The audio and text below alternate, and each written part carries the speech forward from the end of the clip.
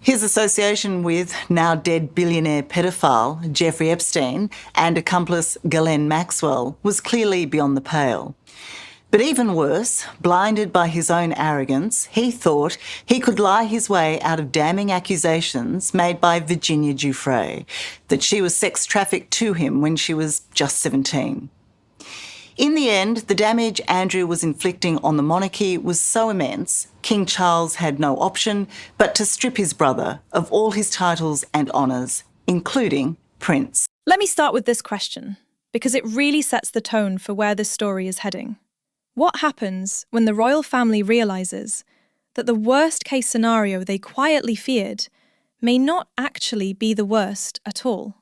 Because that, according to several royal commentators this week, is exactly where Andrew Mountbatten-Windsor now finds himself.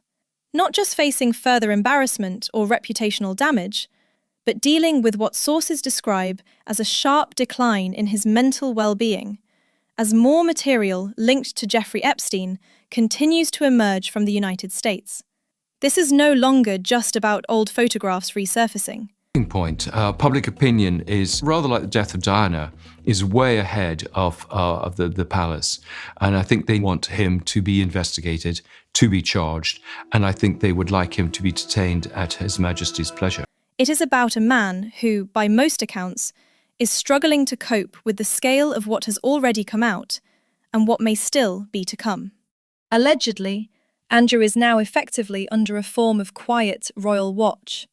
Not publicly acknowledged, not formally announced, but very real nonetheless. We've reported it before that he felt isolated and abandoned, but apparently things have taken a turn for the worse, and he's now under some type of royal watch. Sources say there is concern about leaving him alone for long periods of time. There is concern about isolation. And there is concern about how he is handling the continued drip of damaging associations being released from Washington. This reporting claims Andrew's condition has deteriorated rapidly in recent months. He is described as physically withdrawn, largely sedentary, and increasingly cut off from anything resembling a normal routine. One source went so far as to describe him as a shadow of the royal he once was, both physically and psychologically. Told I was going to meet a prince, and we went shopping, and Drew came over, and then we went to Club Tramp, and he danced with me, and he's a horrific dancer, by the way, and he sweats a lot, and he smells funny. And then we get in the car, and Andrew's not in the car with us, he's in the car behind us. Ghislaine tells me in the car that I have to do what I do for Jeffrey for Prince Andrew. And that's when I learned what was going to happen. Another insider said he feels isolated and resentful, grappling with the reality that he has lost not just his public role, but his place within the family itself. And while we always need to use caution with anonymous sources, what makes this reporting notable is how closely it aligns with what senior royal commentators are now saying openly.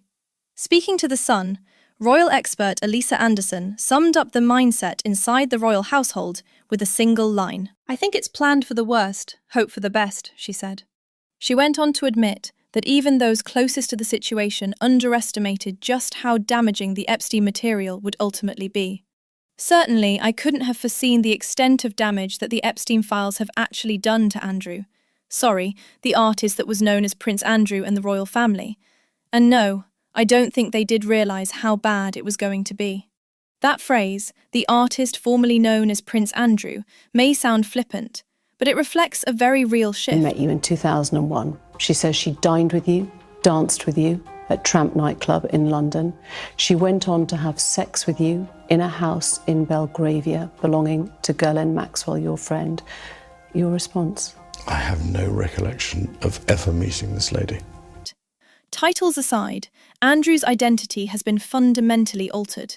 He is no longer a working royal, no longer protected by the institution in the way he once was, and no longer insulated from the consequences of what emerges next. Another expert, Simon Weiger, made it clear that while the scale may have shocked the family, the risk itself did not come out of nowhere.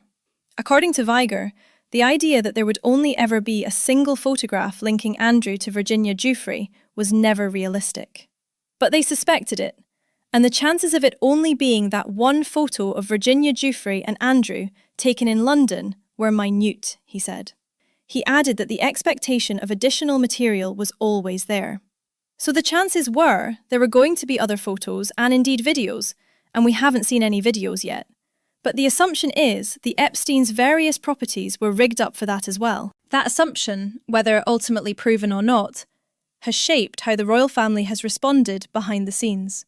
Vygar believes this is precisely why decisive action was taken last autumn.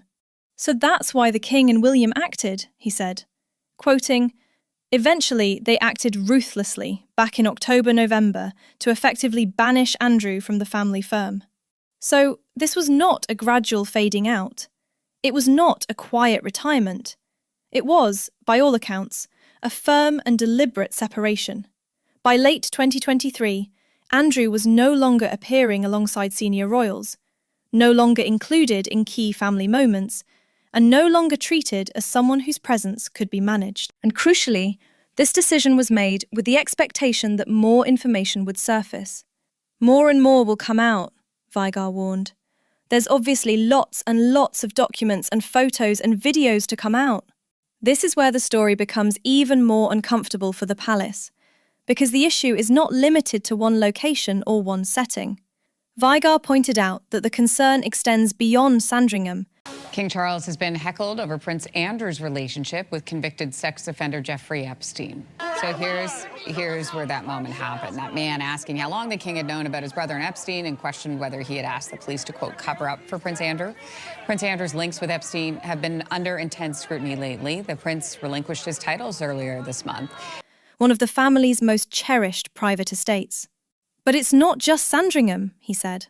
He referenced existing reports of Ghislaine Maxwell and Epstein at Balmoral, not just on the estate grounds, but within private lodges. We've already seen pictures of Maxwell and Epstein at Balmoral, not just in the main building, but in one of the lodges there, he said.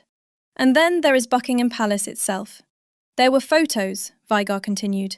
I'm not sure we've seen the photos, but they were certainly in the throne room at Buckingham Palace, and they took photos there, on the throne, in the throne room. Let that sink in for a moment. The throne room is one of the most symbolically sensitive spaces in the country.